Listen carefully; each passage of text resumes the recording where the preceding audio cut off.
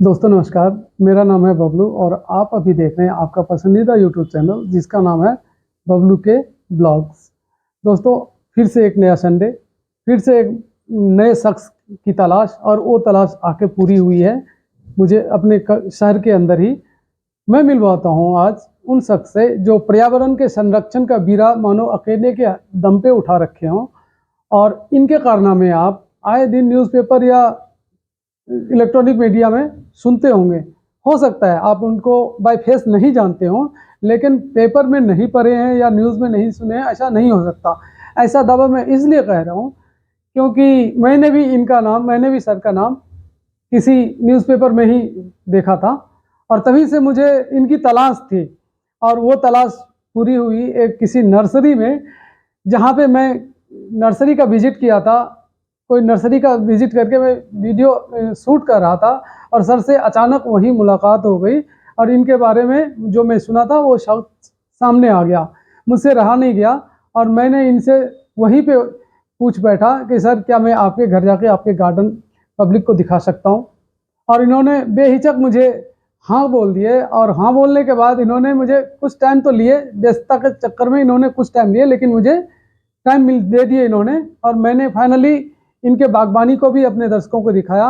और आज मैं दिखाने जा रहा हूँ उन्हीं महान शख्स से मुलाकात करवाने जा रहा हूँ जो शहर के जाने माने नाम तो हैं लेकिन चेहरे अनजान से हैं। मेरी कोशिश यही है कि उनकी हकीकत मैं आपके सामने लाऊं। इसी कड़ी में मैं उनके घर पे आया हुआ हूं और उनसे पूछते हैं, उनसे कुछ रिलेटेड सवाल पूछते हैं जो इन्होंने जवाब देंगे मुझे। बस ये सवालों का जखीरा है जिसका जवाब सर को खुद अपने मुँह से जुबानी देना है। तो आइए दोस्तों, बगैर देरी के मिलते हैं उन्हीं शख्स से और पूछते हैं कुछ सवालात जिनका जवाब उनको देना है। आइए दोस्तों। सर, आपका बहुत बहुत स्वागत है मेरे इस यूट्यूब चैनल पे जिसका नाम है बबलू के ब्लॉग्स। सर, मैं आपसे मिलने के लिए आपके घर आया हूँ और आपसे मिलने के लिए मैंने बहुत लंबा इंतज़ार किया। आपका पता निकालने के लिए बहुत बहुत मशक्क़त करनी पड़ी। फाइनली आपसे मुलाकात हो ही गई। सर, मैं आज आपके पास आया हूँ अपने इस ब्लॉग में जो इस संडे को डेली आता है, उसका नाम है जीने की राह। जीने की राह के लिए मैं आज आपके पास आया हूँ और सबसे ये कुछ सवाल के लिस्ट है मेरे पास जिसका जवाब आपको देना है ऑन कैमरा। तो मेरा पहला सवाल है सर आपसे, आपका परिचय, अपना नाम यदि आप बता सकें। मुझे डॉक्टर मनमोहन सिंह कहते हैं। जी जी। मैं एक कृषि वैज्ञानिक हूँ। शुरुआत से मैं एक साधारण परिवार से बिलोंग करता हूँ और मेरी शिक्षा प्राइमरी स्कूल गांव से ही हुई थी। उसके बाद मैंने रुद्रपुर के एजा कॉलेज से इंटर किया। उसके बाद मैंने Pantnagar university, Govind Ballabh Pant university and Kanpur university से उच्च शिक्षा ली। विषम परिस्थितियों में भी हमारे पिताजी ने हमको उच्च शिक्षा दिलाई। उसी का परिणाम है कि हम नौकरियां भी पा गए और आज हम समाज की सेवा करने के लिए सक्षम हुए। सर, आपका परिचय और आपका शिक्षा के बारे में पता चल गया हमें। अब मैं जानना चाहता हूँ, मेरा जो दूसरा सवाल है सर, वो है आपके फैमिली मेंबर के नाम और वो लोग कहाँ रहते हैं, आपके साथ या अलग रहते हैं, ये जानना चाहेंगे सर। मैं जब बैंक के जॉब में गया तो सन 81 में मेरी शादी हुई। मेरी श्रीमती का नाम श्रीमती जसविंदर कौर है। वो यहाँ पे गुरु नानक इंटर कॉलेज में टीचर थी। वहीं मेरी सिस्टर भी थी। तो उन्हीं के माध्यम से या स्कूल के और लोगों के माध्यम से हमारी शादी तय हुई और हम शादी सूत्र में सन 81 में बंध गए थे। हमारे वर्तमान में 4 बच्चे हैं, उसमें से 3 विदेश में हैं और एक बड़ी बिटिया जो है वो रुद्रपुर में है। सभी बच्चों की शादियां हो चुकी हैं। वो अपने व्यवसाय में, अपने काम में, अपनी नौकरियों में बिल्कुल पूरी तरह से व्यवस्थित है, जिसके लिए अब हम लोगों के लिए कुछ भी ज़्यादा सोचने के लिए ज़रूरत नहीं है। वो सक्षम है अपने जीवन जीने के लिए।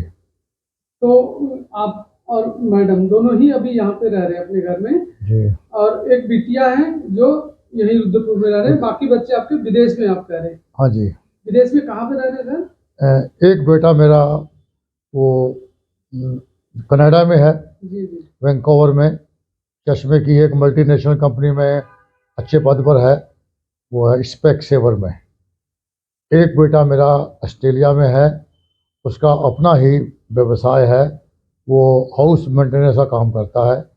सबसे मेरी छोटी बिटिया, मेरी बहुत लाडली, वो भी ऑस्ट्रेलिया में है। वो दोनों इस वक्त कुछ प्राइवेट जॉब भी करते हैं, कुछ नौकरी भी करते हैं। बहुत खूब सर। मैंने आपका नाम कहाँ से सुना, मैं बताऊँ आपको। मैंने आपका नाम किसी न्यूज़पेपर में सुना था, और तभी से आपको ढूंढने की तलाश जारी थी मेरी। आज जाके वो तलाश खत्म हुई है। और मैं आपसे अगला क्वेश्चन जो करूँगा वो इन्वायरमेंट से रिलेटेड ही होगा। और वो क्वेश्चन है सर, पर्यावरण के प्रति जुनून कितना और कहाँ, कैसे, कब से ये स्टार्ट हो गया पर्यावरण के प्रति आपकी ये जुनून सर? जब मैं पोस्ट ग्रेजुएशन कर रहा था पंतनगर में, उस समय थोड़ी बहुत चेतना भी आ जाती है आदमी में, मैच्योरिटी भी आ जाती है। इन्वायरमेंट के बारे में जब हमने एग्रीकल्चर से अपनी एजुकेशन ली, तो अध्ययन में भी थोड़ा बहुत हमको इन्वायरमेंट के बारे में बताया गया। कुछ जिज्ञासा हुई हमारी कि हम भी कुछ देखें, तो हमने सर्च किया कि हमारा जो माथे पर हमारे जो जो ताज है वो ग्लेशियर है। ग्लेशियर हमारे पर्यावरण के दोहने के चक्कर में हमारे जो ग्लेशियर हैं वो प्रति वर्ष 8 से 10 फुट जो है वो पिघल रहे हैं। ये लोगों का पेड़ पौधों को काटना, पेड़ पौधों का दोहन और इन्वायरमेंट का, ग्लेशियर का पिघलना, ये मेरे इन्वायरमेंट के प्रति जो प्यार है उसकी शुरुआत रही। मैंने देखा कि हम दुनिया की बहुत बड़ी हमारी जनसंख्या का हिस्सा हैं, पर पानी हमारे पास मात्र 3 से 4% है। 16% दुनिया की आबादी वाले आदमी के देश के पास अगर पानी 4% है, तो उस देश का भविष्य, वो वहाँ के लोग अनाज से नहीं बल्कि वो पानी से कुछ सालों बाद तरस जाएंगे। यही मेरी सोच थी, जिसके लिए मैंने ये अपने जीवन का एक विकल्प चुना। बहुत खूब सर। ऐसे कम ही लोग होते हैं जो पूरे समाज के बारे में सोचते हैं। मैंने जितने लोगों से मिला उसमें से निस्संदेह आप वो पहला शख्स हैं जो पूरे समाज के प्रति जागरूकता फैलाने के से लेके समाज के प्रति दायित्व अपना निभाते हुए, पेड़ पौधे को बांटने की बात हुई, पेड़ पौधा लगाने की बात हुआ, अलाव जलाने की बात हो गई, या आरओ का पानी मुफ्त में बांटने की बात हुई, सभी काम में आप मुझे अग्रसर दिख रहे हैं सर। मेरा अगला क्वेश्चन होगा, और ये क्वेश्चन इसलिए होगा कि आप अपने आप को कैसे बिजी रखते हैं, ये मैं चाहता हूँ कि पूरा समाज जाने, आपकी तंदुरुस्ती का राज पूरा समाज जाने, ताकि वो भी अपने आप को किसी न किसी तरह से इंगेज रखे और इधर उधर की बात ना करके पर्यावरण के प्रति सोचे। तो सर अगला सवाल मेरा ये है कि एक इंसान को अपने आप को कैसे व्यस्त रखना चाहिए, ये आपके नज़रिए से एक इंसान को कैसे अपने आप को व्यस्त रखना चाहिए? क्योंकि कहा गया है खाली काम शैतान का। तो मैं नहीं चाहता कोई खाली घर बैठे, अपने आप को हमेशा बिजी रखना चाहिए। क्या हो सकता है उपाय इसके? इसके लिए सबसे पहली ज़रूरत इस बात की है, आप अपने दिमाग में विकल्प को जोड़ रखें कि मेरे पास अच्छे तरह रहने के विकल्प क्या हैं। मैं आपको कुछ उदाहरण बताता हूँ। जब हमारा सारा टूरिज्म पहाड़ की तरफ जाता है, हम उस वक़्त यहाँ से बड़े बड़े पेड़ों की बीजों की मिट्टी की गोलियाँ बना के उनको काठगोदाम पे देते हैं कि वो पहाड़ पे जाके बिखेर दें। हमारे पास कुछ लोग ऐसे हैं कि जो गोलियाँ ले जाते हैं, वो काठगोदाम से लोगों को देते हैं कि आप इसको बिखेर दीजिए, या फिर देखिए एक हमारा पेड़ होता है गिलोय का, और डेंगू जब फैलता है तो गिलोय के पेड़ ढूंढते हैं।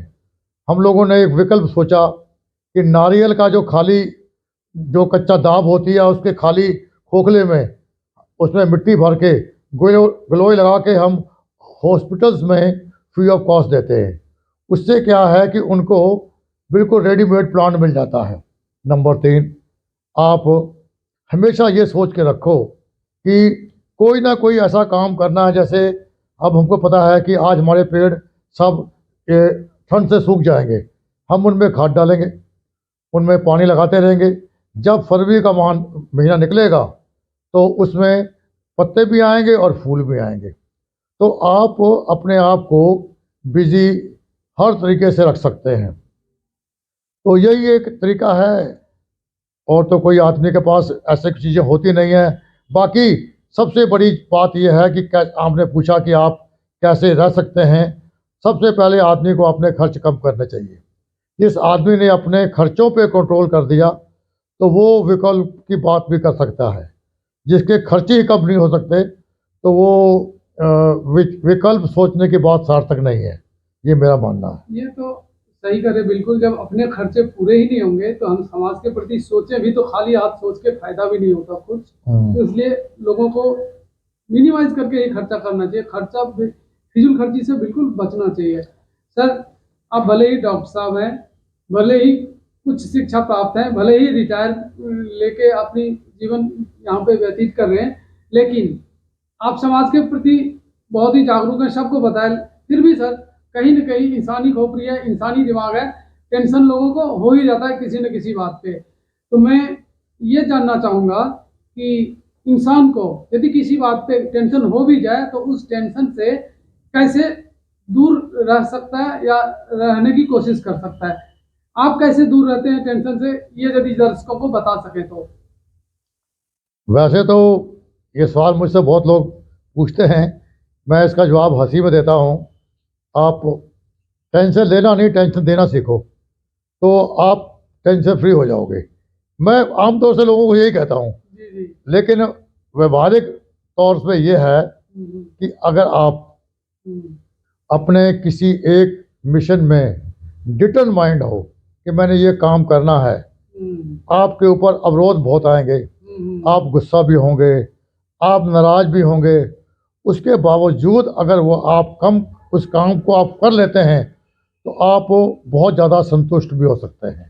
ये मेरी सोच है, ये मेरी सोच है। सर, एक चीज और आज के नवयुवक के लिए मैं आपसे जानना चाहूँगा कि लोग जॉब में आ जाते हैं, सैलरी भी मिलता है, ठीक ठाक सैलरी मिलता है, लेकिन उसको अपने ऐशो आराम के चीज़ से फुर्सत नहीं होता।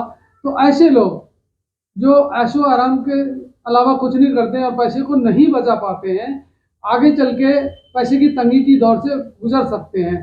तो मैं आपसे ये जानना चाहूँगा कि कोई ऐसा रास्ता बताइए जो जॉब के शुरुआत में ही मैं कर सकूँ। दर्शक के लिए मैं बताना चाहता हूँ कि वो कर सकें ताकि आगे चल के वो अपने बच्चों पे बोझ ना बने। इससे बचने के लिए सर क्या उपाय हो सकता है? देखिए, सबसे पहले बच्चों की जो परवरिश है ना, माँ बाप की परवरिश ऐसी होनी चाहिए कि बच्चे, अगर आप बच्चों को शिक्षा के टाइम से ही लग्जरी लाइफ में डाल देंगे तो आप मन में ये बात रख लीजिए कि वो बच्चा कभी भी अपनी लाइफ में संतुष्ट नहीं होगा। अगर उसकी सैलरी बहुत ज़्यादा है तो उसकी एक्सपेक्टेशंस बहुत बढ़ जाएंगी, उसका खर्चे बहुत बढ़े हुए हैं, तब भी वो कम कहेगा। लेकिन अगर आपकी परवरिश बिल्कुल मॉडरेट टाइप की है, लिमिटेड परवरिश है, तो वो बच्चा कितनी भी सैलरी, कितने भी कम बजट में जीवन को अच्छे तरीके से रह के चला सकता है। मैं कई बार सोचता हूँ, एक दैनिक मजदूर की रोज़ का जो आय है वो 400 से 500 है, वो तब भी खुश रहता है। उसको पता है कि मुझे इस 500 से गुजारा करना है, तो उनको इस चीज़ का पता है। लेकिन अगर हमने अपने बच्चों को ये शिक्षा ही नहीं दी कि आप कम बजट में काम करो, तो मेरे ख्याल से इस तरफ तो सोचना कोई ज़्यादा समझदारी नहीं है। और समय का तकाजा है, आगे जाके महंगाई और बहुत ही बेकदर बढ़ रही है। कुछ बच्चे हैं कि वो अगर पहले नहीं समझे तो बाद में भी कुछ बात समझ में आ जाती है कि हमको अपने ऊपर थोड़ा सा ध्यान रखना चाहिए। अब इसके अलावा तो मैं अब कुछ नहीं कह सकता हूँ कि वो किस तरीके से अपने आप को व्यवस्थित कर सकते हैं। सर, मैंने सुना है कि आप विभिन्न तरीके से समाज की सेवा करते हैं, चाहे अलाव जलाने की बात हो या फिर पेड़ पौधे बांटने की बात हो, तो या फिर गुरुद्वारे में समाज सेवा करना हो। तो यदि इस बारे में कुछ हाईलाइट बता सकें तो। देखिए, सेवा तो इस इंसान नहीं करता है, वो ईश्वर ही करवाता है। इंसान कुछ नहीं कर सकता है, लेकिन प्रयास तो इंसान को करना ही चाहिए। जब से मैं रिटायर हुआ उससे कुछ दिनों बाद हमारे यहाँ एक ये गुरु गोविंद सिंह जी के 4 साहिबजादे थे। वो इसी माह में 21 से 27 दिसंबर तक शहीद हो गए थे। मैं लंबे टाइम से, ठंड थी, बहुत ठंड होती थी, सुबह अलाव जलाना और चाय बिस्कुट वगैरह बांटना वो करता आया हूँ। तो उससे क्या है कि मुझे ये पता है कि ये काम मुझे करना है। अलाव का है, लकड़ी जला दी, ठंड होती है। अब आज से देखा कि कल तक ठंड नहीं थी, आज ठंड शुरू हो गई। अगर ठंड बढ़ी तो शहर में जगह जगह अपने खर्चे से अलाव भी जलाएंगे। लेकिन मैं सरकारी महकमे से ये उम्मीद नहीं करता कि महकमे के लोग आएंगे जलाएंगे। वो क्यों जलाएं? अगर शहर के सब लोग मिलजुल के ही ये प्रयास करें तो हो सकता है अलाव जलाया जा सकता है। हम सब उम्मीदें सरकार से करते हैं, मेरे ख्याल से ये भी ज़्यादा उचित नहीं है। अगर शहर के दुकानदार हैं, बिजनेसमैन हैं, उद्योगपति हैं, ये मिल के थोड़ा सहयोग करके इस काम को करें तो ये और अच्छे से हो सकता है। तो जितना हम लोगों के समर्थ होती है, संभव होता है, उतना करने की कोशिश करते हैं और हो ही रहा है। बिल्कुल, और बिल्कुल। ईश्वर ने अगर सही स्वास्थ्य दिया जी, जी। तो आगे भी चलता रहेगा। बिल्कुल, बिल्कुल। सर, आप एक नहीं पूरे समाज के लिए प्रेरणादायक हैं। ऊपर वाला आपको हमेशा ही स्वस्थ रखें, जैसे आप हैं वैसे ही हमेशा बरकरार रखें। मेरी और मेरे दर्शकों की यही दुआ है, क्योंकि आप एक परिवार नहीं, पूरे सहरूपी परिवार को चला रहे हैं। सर, यदि बात करें तो अब ये दिसंबर भी खत्म होने को आ रहा है और नया साल यानी कि 2024 आने ही वाला है, दस्तक देने ही वाला है। नए साल में यदि आप दर्शकों को कुछ मैसेज देना चाहें तो क्या देना चाहेंगे? देखिए, मैं विगत कई सालों से एक प्रेरणा स्रोत एक प्रयास करता रहा हूँ कि नए साल में उपहार के तौर पे लोग गिफ्ट है और बहुत कुछ देते हैं। मैं उसको विकल्प ना मान के मैं शासन प्रशासन को भारी मात्रा में फूल और शोभादार पेड़ लगाए गमले देता था और उसके परिणाम भी बड़े सार्थक आए। इस वर्ष मैं थोड़ा बाहर रहा, नहीं दे पाया, लेकिन कोशिश करूँगा कि जनवरी के लास्ट में दूँ।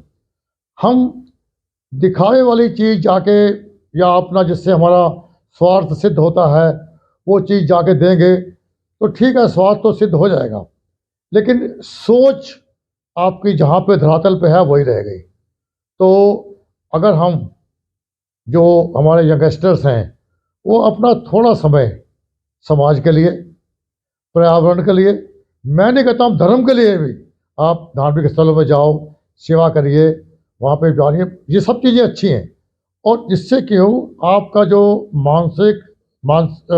मानसिक संतुलन है वो बिल्कुल बैलेंस रहेगा और आप बिजी रहोगे और आपको कहीं भी इधर उधर भटकने की ज़रूरत शायद ना पड़े। मेरा तो यही संदेश है कि जो यंगस्टर है वो अपने देश, अपने समाज, अपने धर्म के प्रति सचेत रहें और जितनी हो सके अपने देश के रह के देश की सेवा करें और समाज की सेवा करें। इसके अलावा मेरे पास कोई शब्द कहने के लिए नहीं है। बहुत खूब सर, आपने समाज के लिए बहुत ही अच्छी बातें बोले हैं। हो सकता है समाज यदि इसका थोड़ा भी अनुसरण करें तो ये केवल उस बंदे के लिए नहीं, पूरे समाज के लिए प्रेरणादायक होगा। सर, अब हम लोग आ चुके हैं इस जीने की राह के आखिर सेगमेंट में, और ये आखिर सेगमेंट होता है थोड़ा इंटरटेनमेंट से रिलेटेड क्वेश्चन का। अब मैं आपसे जानना चाहूँगा आपकी पसंद का कुछ फिल्म, गाना, गायक, गायिका के नाम। पहला क्वेश्चन मेरा रहेगा सर, आपने बचपन से लेके अब तक हो सकता है एक या एक से ज्यादा मूवी देखे हो या अभी भी देखते हो, मुझे यदि एक फिल्म का नाम आप बता सकें जो आपके दिल के बहुत करीब है, और ये भी बता दूं मैं कि ये फिल्म लोकल भाषा का भी हो सकता है और विदेशी भाषा का भी हो सकता है, अपने हिंदी राष्ट्रीय भाषा का भी हो सकता है, किसी एक फिल्म का नाम यदि आप लेना चाहें। वैसे तो मैं फिल्म बहुत कम देखता हूँ, मुझे मुगले आजम फिल्म बहुत अच्छी लगी थी। अच्छा अच्छा अच्छा, मुगले आजम पुराने दौर की बहुत सुपर डुपर हिट फिल्म रही थी मुगले आजम। जी। अच्छा सर, अब आ गया एक ऐसा गाना, हो किसी भी भाषा का हो सकता है, एक ऐसा गाना जो आपके दिल के बहुत करीब है, जो आपको पसंद है। रेशमी सलवार कुर्ता जाली का। बहुत खूब, बहुत खूब, बहुत पुराना गाना है ये। और सर, अब एक ऐसा गायक जी। यानी कि मेल सिंगर जी। जो आपको बहुत पसंद हो। मोहम्मद रफ़ी। मोहम्मद रफ़ी साहब के दीवाने आप भी हैं, जी। मैं भी बहुत पसंद करता हूँ उनके गाने को। सर, सिंगर यानी फीमेल सिंगर यानी कि गायिका। आपकी लता जी। तो मेल सिंगर में रफ़ी साहब और फीमेल सिंगर में लता जी। आधे हिंदुस्तान से ज्यादा का पसंद है, हिंदुस्तान की, हिंदुस्तान के बाहर भी इनकी प्रसिद्धि जो है, इनकी फेमस जो है ये है, और आपको भी पसंद है, मुझे भी ये दोनों सिंगर बहुत ही पसंद है। तो सर मेरा अगला क्वेश्चन आपसे है कि ऐसा एक्टर, मेल एक्टर जो आपको सबसे पसंद हो, ये मेल एक्टर लोकल से लेके विदेशी भाषा तक का हो सकता है। Male actor? जी जी, मेल एक्टर जो सिनेमा में एक्टिंग करते हैं। मुझे तो सर धर्मेंद्र पसंद था। अच्छा, हाँ, धर्मेंद्र, बहुत खूब। और सर यदि हीरोइन की बात करें? मेरी बीवी। सर मेरा क्वेश्चन था, आपकी वाइफ आपकी पसंद, पहली पसंद है, मैं मानता हूँ, लेकिन मेरा ये क्वेश्चन था कि फिल्मी दुनिया से यदि कोई एक्ट्रेस का नाम आप लेना चाहें तो? रेखा। रेखा बहुत पसंद था आपको। ठीक है सर, बहुत खूब, आपने सारे ही क्वेश्चन का बहुत ही बेबाकी से जवाब दिए हैं, इसके लिए आपका धन्यवाद। धन्यवाद मैं आपका इसलिए भी देना चाहूँगा कि एक छोटी सी यूट्यूब चैनल जिसका नाम है बबलू के ब्लॉग, उसमें आप आए और आपके द्वारा मैंने कोशिश की समाज में पर्यावरण के प्रति अलग जगाने की। उम्मीद है यदि आपके इस इंटरव्यू को देख के इक्का दुक्का बंदा भी पर्यावरण के प्रति जागरूक हो जाए, पेड़ पौधे लगाने लग जाए, तो मैं समझूंगा मेरा ये ब्लॉग बनाने का मकसद कामयाब रहा।